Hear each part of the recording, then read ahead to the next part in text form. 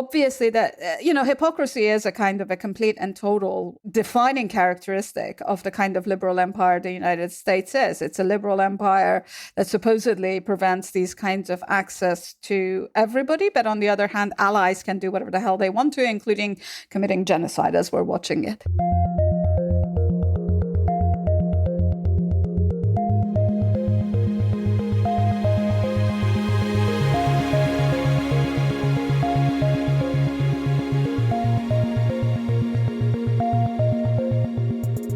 Hello and welcome to Tech Won't Save Us, made in partnership with The Nation magazine. I'm your host, Marx, and this week my guest is Laleh Khalili. Laleh is a professor of Gulf Studies at the University of Exeter and the author of the forthcoming book, Extractive Capitalism. I've been wanting to do a show on the Middle East for a while, and in particular, the developments that we're seeing in relation to the use of technology, the pursuit of different technologies, and how it plays into this broader geopolitical game that the United States is involved in as it tries to maintain its position in the world and its broader global influence. After Donald Trump went to Saudi Arabia and the United Arab Emirates earlier this year, I knew that this was something I wanted to talk about. I knew I wanted to do an episode on it. But then after seeing the strikes on Iranian nuclear facilities more recently, I figured, okay, it's time to have this conversation. It's time to dig into this important topic, especially when there is so much going on in the Middle East that, yes, is related to broader political issues, but also does have a relationship to what we are talking about on this show because of how technology is so integral to so much of what we do. And not just digital technology, but other forms of technology as well, as we'll get into in this show. And so as I was thinking about this topic, there was a clear name that came to mind who I wanted to speak to about this. And that was obviously Laleh, even though she was only on the show a few months ago. But still, it was fantastic to have her back on the show to dig into these really important details where we talk not just about how the United States wants to control which technologies different countries can have access to because of the relative level of power that gives them, but also how it uses technology in order to try to increasingly keep certain countries within its sphere of influence while others are ejected from it or, not allowed to enter into it. But also how different countries within the Middle East, whether it's Iran, Saudi Arabia, the United Arab Emirates, Israel, seek to pursue certain technologies because of different goals that they have as they try to increase their power, protect their economies, or in the case of Israel, subject a population whose land it wants to seize. And so I really don't feel that this topic needs a lot more introduction because I really think that we should just get into the meat of it with Laleh. So if you do enjoy this conversation, make sure to leave a 5-star review on your podcast platform of choice. You can share the show on social media or with any friends or colleagues who you think would learn from it. And if you do want to support the work that goes into making Tech Won't Save Us every single week, so we can keep having these critical, in-depth conversations that are increasingly trying to take a more global view to understand what is going on in, an increasingly geopolitically fractious world. You can join supporters like Henry in York, Nigel from Vancouver, Marika from Seattle, Martin from Stavanger, Norway, Samuel in Mexico City, and Brianna from Melbourne by going to patreon.com/techwon'tsave-us, where you can become a supporter as well. Thanks so much and enjoy this week's conversation. Laleh, welcome back to Tech Won't Save Us. Oh my God, I'm so excited about this. I really enjoyed our last time and I'm looking forward to this conversation as well. Awesome. I'm very much looking forward to talking to you again. Happy you could come on the program again so soon.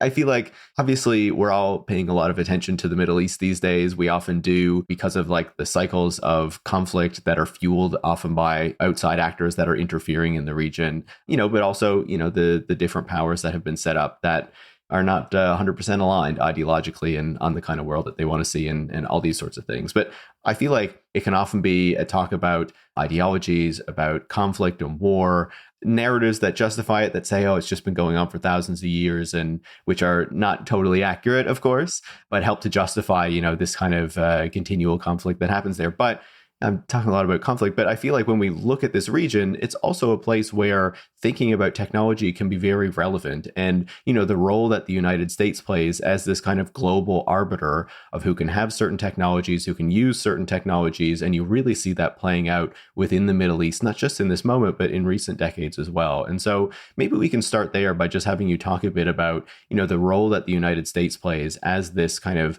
country that seems to feel that it has the unique role to decide who can have certain technologies and how the standards for different countries can be very different based on who is aligned with the United States and who is not. I mean, that's a really fabulous question. And I think in part it has to do with the fact that all empires decide, and particularly all empires since the start of the industrial capitalist age, have decided that they will be the ones that determine what degree of technological transfer happens or not. And in fact, all the old school Marxists of the 1950s and 60s, when they talked about the question of empire or colonialism, actually focused extensively on the question of technological transfer, because so much of imperial extraction was about the technology being concentrated in one place, whereas the sort of the raw human labor, often very racialized, often massively exploited, often in contexts in which the environment was also being devastated, being located in another place.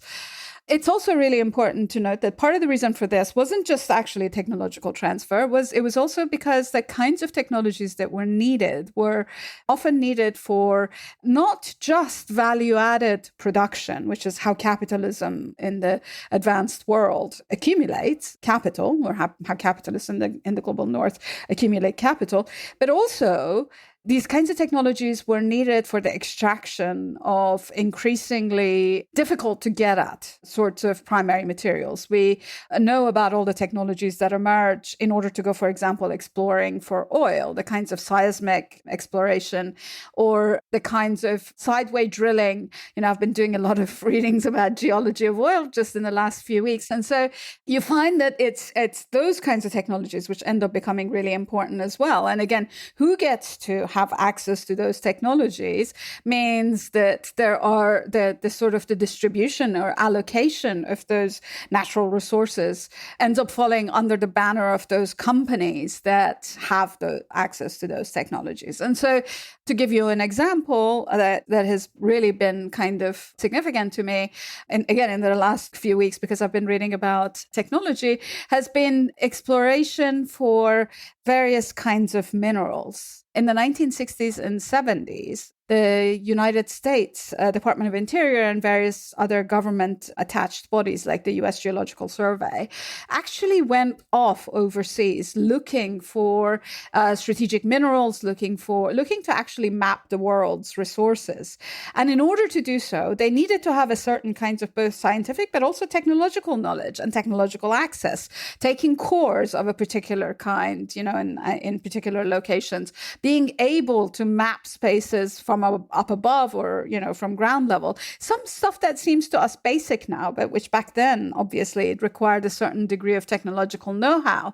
And this kind of an access to a map of the world that had, strategic minerals mapped onto it ends up being really quite significant now because it, of course, as Megan Black writes in this wonderful book she's called Global Interior, is about that kind of an imperial extension or projection of the United States, but through its Department of Interior kinds of bodies that help do that. And this happened in Saudi Arabia, for example. So I'm about to write an article about how the U.S. Geological Survey did this incredible mapping exercise from the 1960s to the 1990s of every square inch of Saudi Arabia with all these US geologists. And that information obviously is, it was available. It was presented to the Department of Mines, to the Ministry of Mines in Saudi Arabia. But it also sits in the archives and libraries of the US Geological Survey. A second example, which I think is actually a really interesting, although I haven't done a huge amount of research on this. And I think there are people who are writing about this now. So I'm looking forward to the research that comes out, is the way that desalination technology ended up being a really important axis of interconnection between the US and various Middle Eastern countries, in particular those that had a kind of a semi-arid or arid climate, and therefore access to sort of potable or usable water, desalinated water, was really important. And there are scholars that are writing about this in Saudi Arabia. But what is fascinating to me is if you go to FRUS, the Foreign Relations of the United States online resource that is available to anybody who wants to use it, and it's really fabulous. If you go to the FRUS records of the 1950s, what you find is that there's this insane obsession about Israel getting desalination plants. And if you read between the lines, or if you have the hindsight, which is 2020, looking back, you realize that this is actually about the transfer, covertly or overtly, of nuclear technology to Israel. And it is happening because, of course, desalination technology requires a huge amount of energy. It seems to make sense in the context of countries which have oil coming out of their ears, so to speak. That's why you have loads of desalination plant along the coast of this Arabian Peninsula. It's an arid climate and huge amounts of energy available fairly easily and, with very little transportation cost. And so you can plop down a desalination plant anywhere. Israel had absolutely no energy sources. So the fact that they were using the need for desalination for agriculture, supposedly, as a way of excusing the establishment of a nuclear reactor there, seems to me to lay the groundwork for the Israelis receiving that nuclear technology. I think they got it from France, although recently somebody has published an article about how they also stole some of that technology from the United States. So that we don't actually know the details of that, but certainly desalination was often in that context a way of transferring a certain kind of necessary technology for accumulation of capital, but B, in this case, as being a cover for transferring nuclear technology.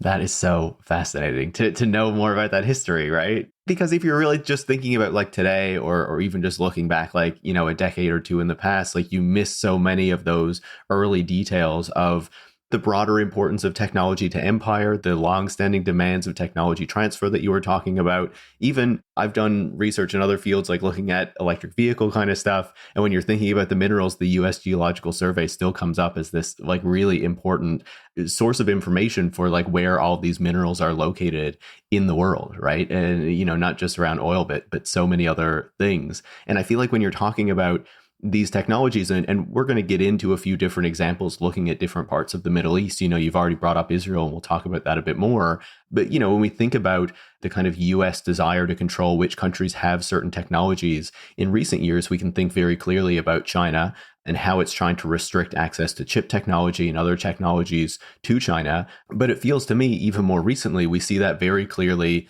with Iran, right? And obviously, we saw these strikes that the United States did on Iran very recently, trying to target its nuclear program.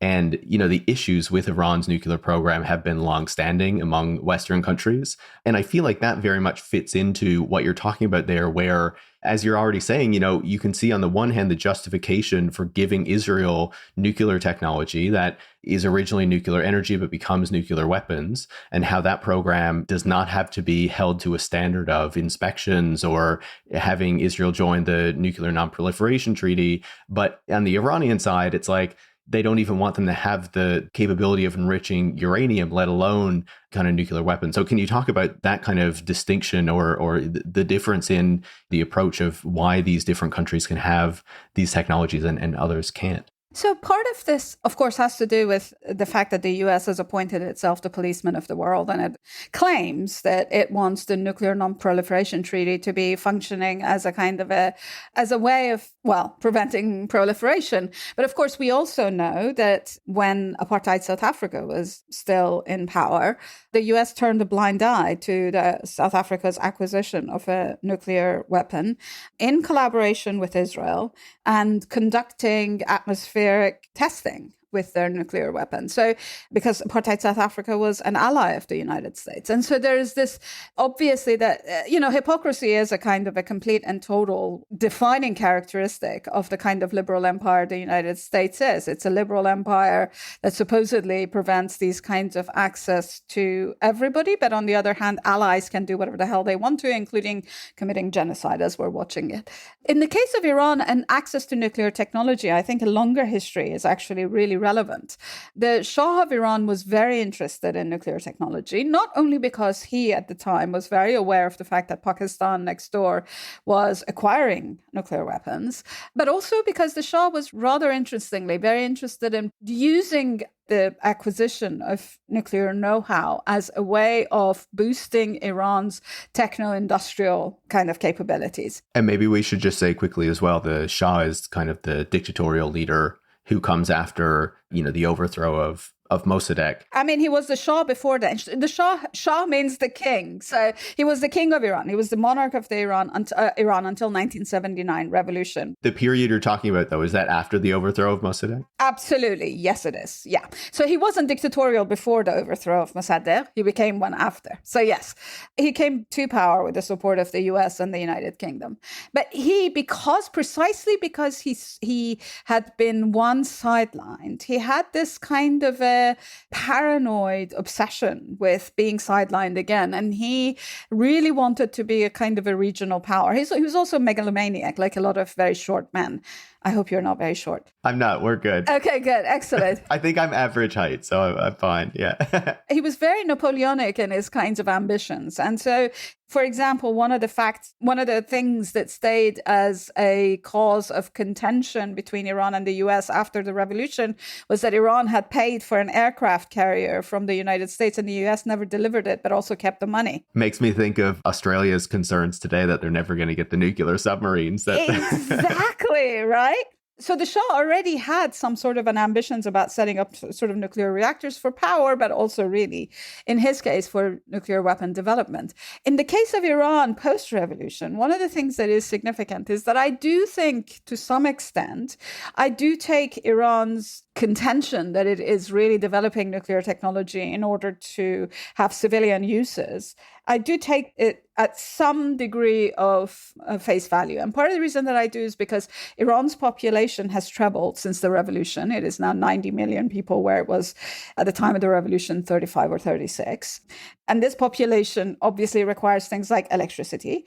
In the south, it probably requires desalination, which requires energy. And of course, Iran is also among the sort of the mega producers in the region. It is one of the ones that have a larger percentage of its GDP coming from non-oil related kinds of industry and agriculture. And so it probably needs energy for industrial causes as well. In addition to all of that, Iran has also developed is one of the best sort of medical technology centers in the Middle East. And of course, you need some degree of civilian nuclear development in order to be able to have top-of-the-line advanced medical kinds of diagnostic capabilities. So part of that has been that, but also looking at what has happened in the last month or so, but also looking back again to 2010, where Israel and the United States led a campaign of assassination of civilian nuclear scientists in Iran, and then had the Stuxnet virus, which disabled a lot of the sort of the nuclear power plants. And I think it was downloaded via Microsoft, one of Microsoft's backdoors. It's kind of unsurprising that Iran may want to acquire a nuclear weapon. I mean, look at North Korea. They have a nuclear weapon and nobody's going to bomb them. And so in some ways, I think that is a factor in whatever calculations they're going to have from this point forward. On top of that, Iranians also were watching closely at what the UN inspectors did in Iraq, which basically they acted as conduits for intelligence about Iraq's various kinds of weapons technologies to the United States. And so they have a degree of suspicion about the international institutions, which in fact serve the United States. So that kind of a differential proliferation is really something that is one of the most stark ways that the US determines the distribution of certain kinds of technologies. Because one of the things that we don't hear about is that Saudi Arabia, which has has the second largest, I think, oil reserves in the world, is also looking to acquire nuclear technology, ostensibly for nuclear energy production. And we don't hear very much about that. Whereas for the last 20 years, all we've heard is that Iran is within weeks or months of acquiring a nuclear weapon. I believe I was reading since 1992, Benjamin Netanyahu has been saying that about Iran. But it also stands out that Iran agreed to the nuclear deal with the United States and European countries to restrict its enrichment, to not develop a nuclear weapon. And it was the United States that actually pulled out of that agreement and then was back at the table again recently, until Israel started killing its nuclear scientists, tried to kill its top negotiator, and the United States bombed its nuclear facilities, that it was willing to engage in another deal that would have restricted, again, enrichment and its ability to develop a weapon. And even though a nuclear weapon allows North Korea to be somewhat protected from attack, I'm sure that the Iranians don't want to be as isolated. And it seems quite clear that they don't want to be as isolated as, say, like in North Korea, right? Yeah. But I think that Iran also won't be as isolated, in part because of its strategic location, but also in part because of its population and the fact that it produces the one commodity that still continues to be one of the sort of the desiderata of all industrial development. It is also interesting because Iran won't be isolated, in part because, since we're on a technology podcast, in part because it has an incredible university system which produces an unbelievable kind of quality of engineers and technologists and scientists of various sorts who then go on to work in lots of different places. I mean, there was a period of time where you mentioned Australia earlier, where Australia, for example, was specifically recruiting from among Iranian engineer and technologists, in part because their education was so up to date and so incredibly easily slottable into the kinds of needs that at the time Australian economies seemed to have. And so that also is another factor that distinguishes Iran from North Korea, perhaps. Yeah, no, a very good point. And I just want to go back to something that you were saying before, right, about the way that the United States has kind of appointed itself this global policeman. And it feels like when you look at this desire to, say, restrict Iran's ability to access nuclear technology or China's ability to get access to advanced chip making capabilities and things like that, it feels like you can very much see this desire to ensure that it remains, the most powerful player, the technologically superior player, the United States and broadly its allies as well, and trying to ensure that these countries that are not as aligned with it, that it doesn't see as within its sphere of influence, are not going to be able to reach a point where it can technologically rival the United States. That's absolutely right. I mean, the US also has the necessary apparatus for such a sort of a hegemony, right? They have the intellectual property laws that are obeyed and enforced in all sorts of places, emanate from the United States. The university system, which actually at the moment the Trump administration and its cronies are doing everything they can to dismantle, is also one of the sort of the most significant sources of the development of new technologies. And what's interesting about that is that I don't think that the know-nothings of the Trump administration and the Republican Party quite realized. I think they have some sort of a fantasy in their head that somehow throwing money at Silicon Valley is where innovation is done. But in fact, in the United States, it's the universities which are doing the innovations. And then those innovations, inventions, scientific discoveries, technological advancements are then moved out through investments by Silicon Valley and the billions that they managed to raise on various kinds of markets and venture capitalists. That's the conduit for their transfer. So if the United States actually dismantles its own system of education, it will certainly deal a major blow to its hegemony. But then we've also learned that sheer use of coercive power is also what the US is very good at. So yes, it could dismantle this, but it could also prevent others from developing their kinds of technologies. It could authorize its own technology firms to completely and totally undermine intellectual property by, for example, training their AIs on material that it itself considers to be pirated, but then prevent everybody else from doing so. And so there's this kind of a power asymmetry, which to varying degrees, various US administrations have fed into. And the extent to which they've highlighted the carrot or the stick has really depended on both the character of the president and the kind of party that has been in place. But largely, this is the way that the United States, as a kind of a technological empire, has really benefited from its hegemony and has managed to accumulate it again and again and again and again after every war, after every expenditure on any, this vast kinds of investments in kinds of assaults on different parts of the world in whatever form, as either as an approved war, sanctions, or whatever.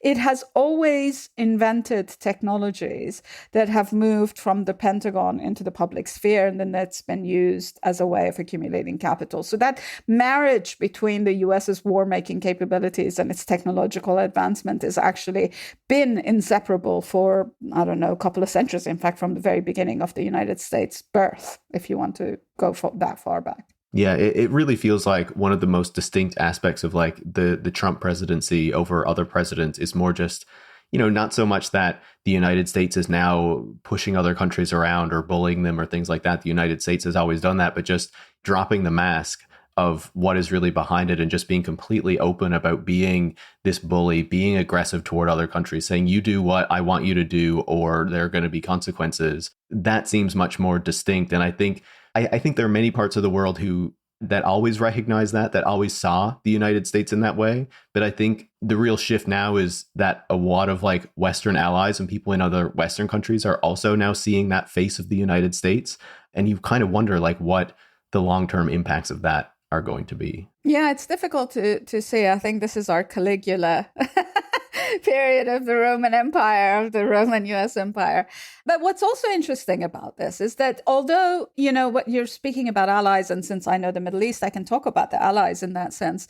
Some of the US's closest allies in the Middle East, setting aside Israel, are actually those on the Arabian Peninsula, the United Arab Emirates, specifically Abu Dhabi and Saudi Arabia. And what is really interesting is also, to me, the way that the transactional nature of the relationship between the United States and those two countries has to some extent shifted from not just sort of oil for security, which is one of the old oft said cliches about the relationship, but what it seems to be now is for petrodollars for technology. And so whereas the United States puts massive limitations on, for example, on the latest NVIDIA chips going to some places, they have just waived some of those limitations and restrictions on the importation of NVIDIA or the exportation of NVIDIA chips from the United States to Abu Dhabi. And that to me is fascinating. I have a colleague at SOAS who's working on data centers in the Middle East. And she, Sarah Al-Ghazaz, talks about how there is this incredible kind of ravening for data centers in these places, in part because of this kind of a fantasy of AI becoming an alternative source of economic growth in these places. Of course, there has been since the 1960s or 70s, there has been both from the left who see in oil as a sort of a single commodity, as a way of maintaining the kind of global hierarchies, because it's only a primary commodity. It doesn't require industrialization. It doesn't require the development of an industrial workforce. So the left is opposed to extractivist capitalism that an oil economy often develops, but also coming from the sort of the Washington consensus that says that you have to develop kind of alternatives to oil. And so finding forms of investment in kinds of internal industries. And what I have been finding interesting is the kind of an insane adoration of AI. Now, I think that in places like the United Arab Emirates, again, particularly Abu Dhabi, and to some extent Dubai and Saudi Arabia. And I think that comes from a number of different sources. So one of the sources that is particularly significant is the development of an acquisition of surveillance software. These are incredibly authoritarian states, and they either love to be able to acquire or to actually develop their own surveillance kind of technologies. So surveillance ends up being one of the axes through which that kind of a tech capital travels. We know as a matter of certainty that Saudi Arabia and the United Arab Emirates have long acquired Israeli surveillance technologies in order to keep tabs not only on their own citizens, but on who comes and goes and elsewhere.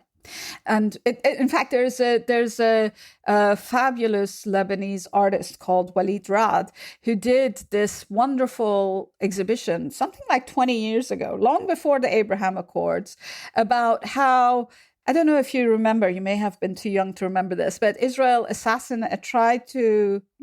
assassinate a Hamas official in Dubai, and within days, the United Arab Emirates government posted the pictures of the 26 Mossad agents under various kinds of Western passports who had gone into Dubai to commit that assassination. The facial recognition software that Abu Dhabi had used in order to recognize them had actually, as Walid Rad shows, had actually been acquired from Israel itself. No way. Yes. And this was long before Abraham Accords. So there's this kind of an interesting The surveillance element is a huge and important part of this. Again, Abu Dhabi has been also acquiring a lot of surveillance tech development know-how from former CIA and various other kind of NSA experts in the United States who come there and set up their own companies. So that's one conduit of the transfer of technology where, these former employees of the US government, probably actually nobody really ever leaves CIA, right? So that they're probably formerly employees, but in order to go on to do that kind of work for a foreign government, they probably have to have permission from the United States. And so there is not just implicit, but explicit kind of an alliance between them. But there's a second, and I think that we underestimate the extent to which the question of labor also goes into this AI fantasy. As as a number of amazing scholars, including, for example, Adam Hanieh, have written about the Gulf, one of the things that allows for the Gulf to develop the kind of a system that it has, the incredible accumulation of capital, massive inequality.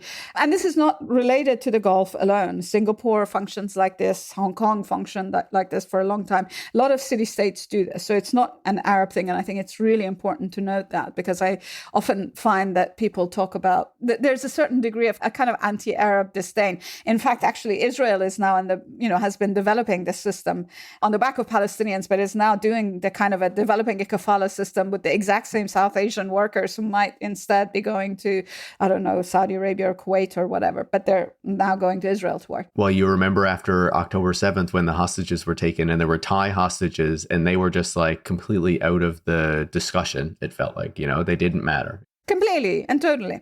And in fact, because after October, and I'll come back to that, but after October 7th, when Palestinians were blocked from going to, a large number of Palestinians who live in the West Bank, and actually a significant number also lived in Gaza and went through checkpoints into Israel to work, often in low-wage jobs. And when they were blocked from going, so in fact, anybody who was present in Israel at the moment of 7th of October, any Palestinian that was from the occupied territories that was inside the Green Line, was actually arrested and detained for months on end.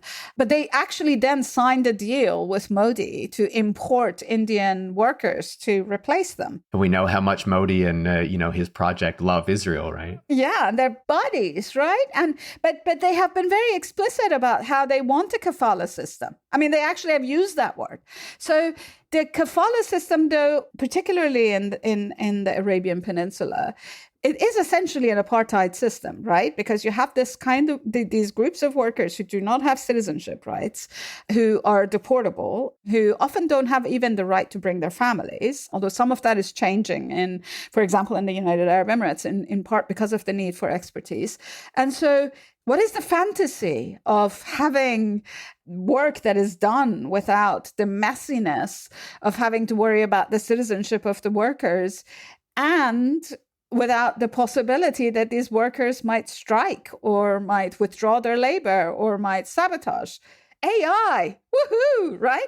I mean, it is also the fantasy, actually, of American technologists. I don't know where I was reading this. I think it was a Bloomberg newsletter, but they were talking about how now the newest measure of most technology firms is the amount of investment per head. So the fewer number of workers you have, obviously, this is like the best metric for how well you're doing. And I think that this, particularly in an authoritarian state that is built on the backs of disenfranchised labor, AI is supposed to kind of replace that.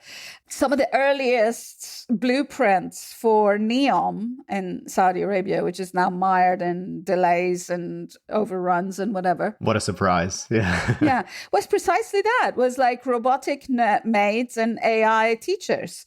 The fascination with AI is also partly because of that.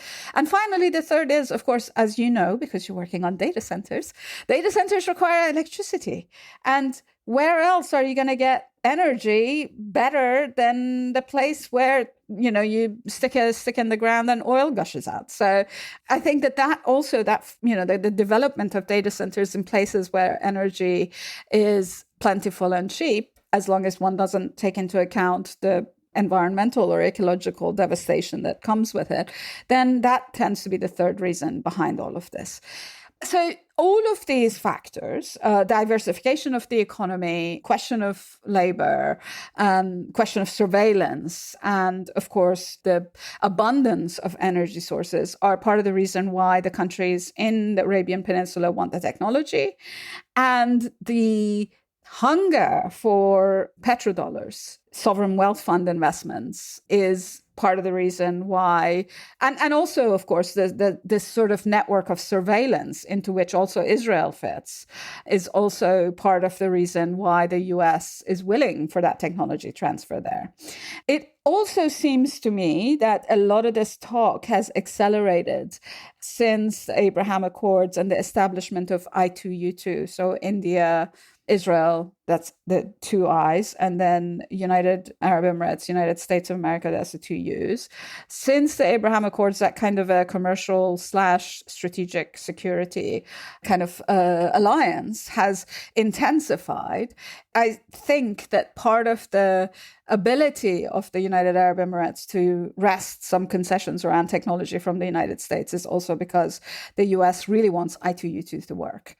Just picking up on some of the things that you were saying there, one of the things that really stands out to me is, you talked about many of the factors that are driving the desire for the Gulf states to acquire this AI technology to try to present themselves as major players in this like AI race that is going on now. And it really feels that this pursuit of AI has become, a real geopolitical football as well, right? With all of these powers trying to position themselves as key players in this game or in this race, regardless of whether the AI technology is really actually going to pay off at the end of the day or, what it's actually going to meaningfully result in. And, we were talking earlier about the distinction between Iran and Israel and how Iran is presented as this real bad force and Israel as, the ally of the United States, even as it commits a genocide and its nuclear program is outside of the norms that are expected of other countries. But then when we look at, say, the Gulf states and the acquisition of AI, we often hear these narratives from the United States that, we need American companies to be developing AI because then it's like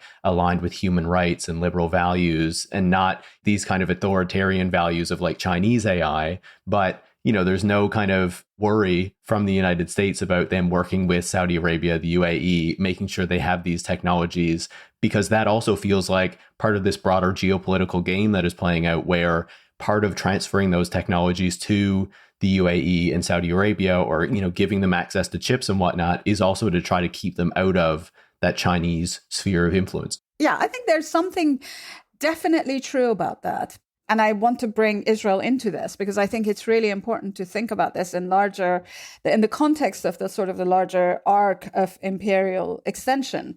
More than a century ago, Theodor Herzl, the father of Israeli statehood, Herzl actually envisioned in a fundraising effort to the US Jewish community before obviously this establishment of the State of Israel. So something I think in 1902.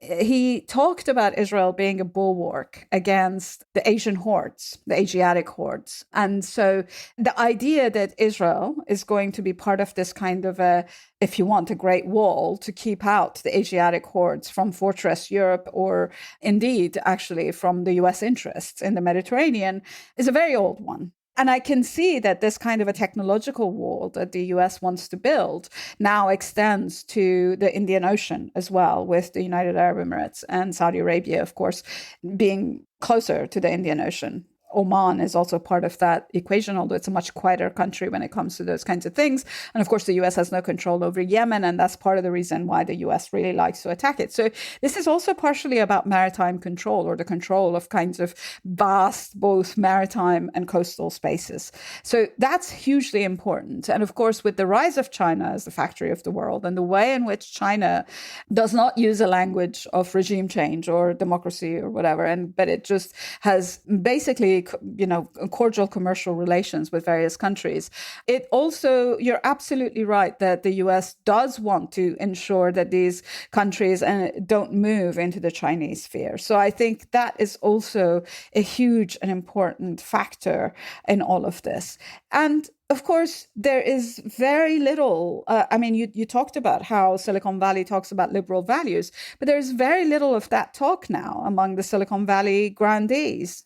The newest book by one of the founders of Palantir, Alex Karp, in fact, very openly talks about how frivolities like consumer applications should be set aside and technology firms need to start focusing on the defense of the West.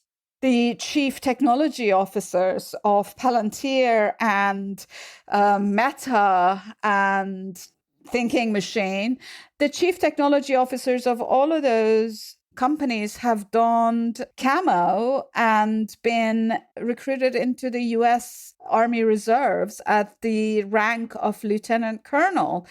I mean, aside from cosplaying boys with guns, there's something so incredibly, here in the UK, we call it shag the flag, about that kind of ethos of let's pick up guns so we can actually go on and defend the Western civilization. But it really is also about the fact that given the way that all public expenditures on knowledge and research is being slashed in the United States, it's unsurprising that all these companies want to eat at the trough of the Pentagon. And so what better way to do it than enroll their CTOs in, however it is, 1 weekend a month playing at being an officer. Yeah, meanwhile, the military budget is still going through the roof. Right? Oh, absolutely. Ballooning. It is above $1 trillion. It's unimaginable. So you're absolutely right that this,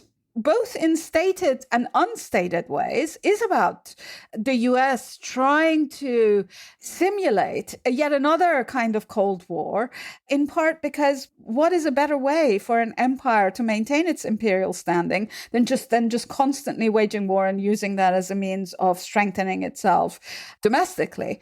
The difference between this moment and, say, the early 20th century is that when those massive military expenditures were done in the early and middle of the 20th century, a lot of that trickled through a kind of a liberal scientific education. It trickled through these kinds of inventions that ended up being kind of used by civilians. Now it's all about force. And I do wonder about where we might be heading. This is a kind of a rabid imperial power that is unreliable. If Obama can sign a treaty and then the next administration comes and cancels it, to what extent can the word of the United States as a state be depended upon? And to what extent a country that now sees itself in these civilizational terms in ways that are completely and totally stated explicitly, and that the window dressings have now been completely removed, as you say, to what extent can its allies also rely on it? Well, and especially when you see this kind of focus on developing military technologies that are going to have less and less of the human in the loop, whether it's, what we saw recently with the way that Israel used AI generated targeting in order to justify the degree of kind of death and destruction that it meted out in Gaza, but also how you see in the United States, the longer history of the drone war, how drones are becoming a big part of war even more now, but now how there's the desire to upgrade those systems with AI targeting, with just kind of leaving it to the computer to determine when the shots are going to happen, when the bombs are going to drop. And even a few years ago, we saw Israel use that kind of AI powered gun or whatnot to kill a nuclear scientist, I believe it was, in Iran. This was reported on by the New York Times. So you can see how, there's this desire to move this warfare, move these weapons into this realm that potentially makes things even more dangerous than where we are today. I mean, you're absolutely right. When the Reaper drones were being operated out of Nebraska, there was all this concern about the operators actually suffering PTSD from having to do that. I mean, the AI targeting has long been part of what the US has been doing, like the disposition matrix, that's a kind of an extremely Orwellian term that was used in order to talk about the kind of AI patterns for targeting people that was used under Obama in order to target people by drones, is essentially an AI pattern matching kind of process. The thing about it is that, as you say, the human is being completely taken out of it, number one. And number two, there's now these kinds of, they've taken the stuff that people write about in dystopian novels and have turned it into a kind of manual of warfare. So drone swarms, Anduril, this company that is now one of the sort of the most talked about Silicon Valley companies pitching itself to the Pentagon, its main product is software to run drone swarms autonomously, completely and totally without the intervention of humans. The thing about it is such technology leaks, right? And my question is, if it leaks, then the proliferation of these kinds of technologies is going to be a really interesting thing to watch. Because whereas in order for you to develop nuclear weaponry, you have to have the scientists, you have to have the access to uranium, you have to have access to the incredibly advanced kind of technologies that allows for the enrichment of that uranium, and on and on and on and on. If you can buy a drone off Amazon and then write a software, buy a dozen drones off Amazon and then write a software for it, which you can probably grab by grabbing one of those drones and the sort of the operating information off the network on which it operates. In fact, that is exactly what happens in a kind of an asymmetric type of warfare, where a kind of a ragtag army is going to have a much easier time duplicating the kinds of successes of that kind of a drone swarm. Well, I guess we've already seen the role that, say, drones have played in the Ukrainian war with Russia, right? Indeed. So I think that's really one of the things also, that it's kind of the seeds of its own destruction type of warning attached to the development of these technologies. But that's also the function that Israel serves in this broader US imperial sphere. It is, as others have written, it is a laboratory for testing this stuff, but it is also one that is absolutely unconstrained by any kind of international humanitarian law. They are not signatories to the Geneva Accords. They're not signatories. Israel is not a signatory to the Nuclear Non-Proliferation Treaty. They're not signatories to any of these treaties. And therefore they have and they're, of course, the US's 51st state. So they have absolutely under no compunction to obey any kind of laws. And as we have observed, they also don't have any kind of ethical constraints on their behavior. And so it is the perfect kind of place that they're well-educated, technologically supported people that have been in various units of their military then very comfortably move into technology firms that are in many ways inseparable from the Israeli security apparatuses. They receive a huge amount of venture capital funding from the United States, and the products that they produce can then be absorbed either into the United States or be sold extensively. We've seen that with Elbit, which produces a lot of different kinds of surveillance technologies, drones, but also things that were, for example, used by the United States under Trump administration 1 to, for example, sensors for watching people along the wall that was being built between the US border and Mexico. And so, again, these technologies travel. And so US venture capitalists love to invest in Israeli technology because they have these ready-made applications that can then be sold in a much larger market. Because as we are seeing, that market also extends to countries which are either ostensibly are Israeli enemies or are undeclared allies, like the Saudi Arabian government. And so I think this technological diffusion and the unequal and asymmetric ability of different countries to have access to those technologies, whether they develop it themselves or acquire it from sources that do have those technologies, is completely and totally best encapsulated and can be observable in the context of the Middle East. And in fact, you don't even have to go to North Africa. You could just look at it in the area east of the Mediterranean or indeed across the Gulf. And so to me, that's what the next round of incredibly horrendous set of conflicts are going to be pitched around, is going to be the question of technological access. Yeah, no, I think very well said. And I just wanted to pick up on what you were saying about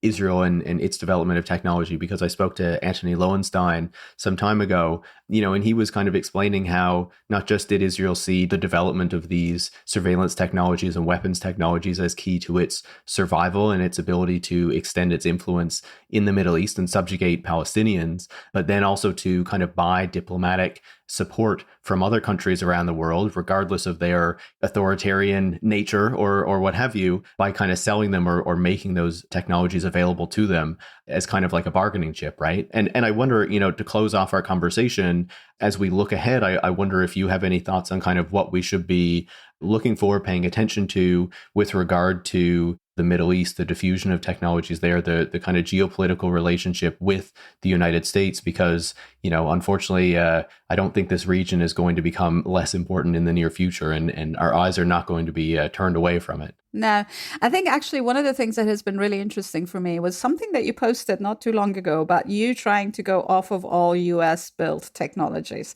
And you were trying to find alternatives to applications that are emerging out of the United States. One of the rumors, because we don't have confirmation for this, but one of the rumors that came out of the sort of the bombings in Iran was that Meta had shopped various Iranian official and scientists' WhatsApp locations to Israel. And when Iran made this accusation, Meta gave a non-denial denial. So it really actually didn't deny that it had done so.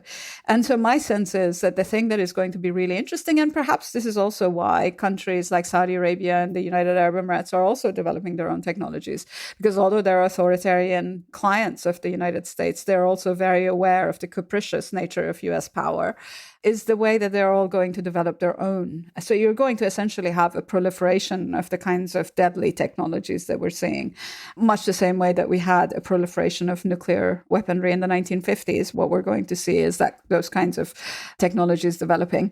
And I think that is going to translate into a focus on further training for people to actually do the kind of technology development that we're seeing. But it's also going to see a redirection of investments into kind of deadly areas rather than those that allow for life to flourish, which is a really depressing place to end on. Yeah, unfortunately it is, right? And even as, you talk about maybe Iran developing its own technologies or what have you, but even as we've seen more of those discussions in, say, Europe or Canada, often the focus or the primary focus has been, we need to secure defense technologies, put so much more money into the military rather than thinking about other things. And, it's really depressing to see how this kind of broader rearmament or kind of refocusing on military technologies around the world, really, not just in any particular region, is really escalating. And yeah, I think there's a lot to be concerned about there. This is a moment of horror, really, to live through, is the extent to which the expenditures are being routed towards killing technologies, essentially, and surveillance ones, rather than those that could actually benefit us all, is really to all of our shame. And it is also a complete and utter crystallization of the extent to which democratic control over the development of these kinds of technologies has been lost. Because I think if some accountability was possible as a whole, a public that is paying attention probably wouldn't want to have its taxes going towards the killing, this kind of an unadulterated, unsupervised killing machine. Yeah, I think very well said. And, obviously it's a grim topic to be discussing, but it's also one that we need to properly understand if we're ever to think about trying to push back on it and fighting against this trajectory that we're on. I always appreciate having the opportunity to talk to you. Thanks so much again for taking the time to come on the show. Thank you so much for having me. Laleh Khalili is professor of Gulf Studies at the University of Exeter and the author of the forthcoming book, Extractive Capitalism. Tech Won't Save Us is made in partnership with The Nation magazine and is hosted by me, Paris Marx. Production is by Kyla Hewson. Tech Won't Save Us relies on the support of listeners like you to keep providing critical perspectives on the tech industry. You could join hundreds of other supporters by going to patreon.com/techwon'tsave us and making a pledge of your own. Thanks for listening, and make sure to come back next week.